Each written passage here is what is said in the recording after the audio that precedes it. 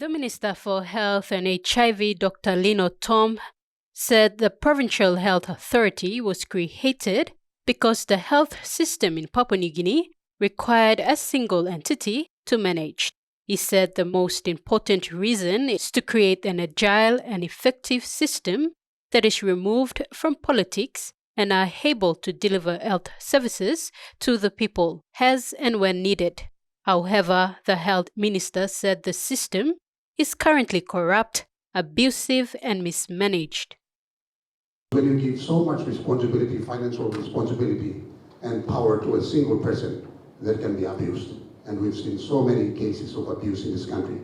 We've started doing audits of PHAs where we received complaints of mismanagement and misappropriation, and we've started with, obviously I have to start with my own province, and we've started with Anga, but we're making our way throughout the country, and a lot of your boards will be looked at to make sure there's transparency and accountability when it comes to delivery of health services. Dr. Tom said a prime example is the submission of the annual report.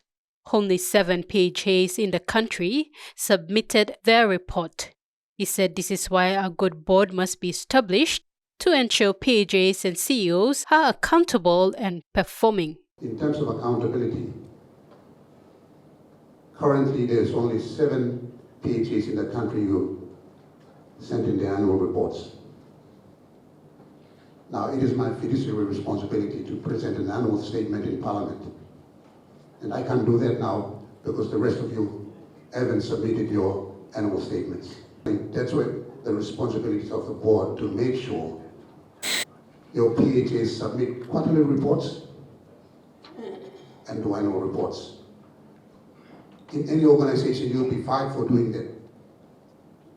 And I won't blame the CEOs alone. I would blame the board for not demanding the CEOs to present those quarterly reports.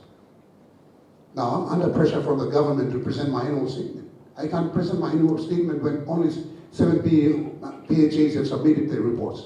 The minister said there is a big problem in the health sector of this country. We have a big problem on our hands, and we can't come and just speak and do things when our indices as a nation in the South Pacific is one of the lowest when it comes to health services.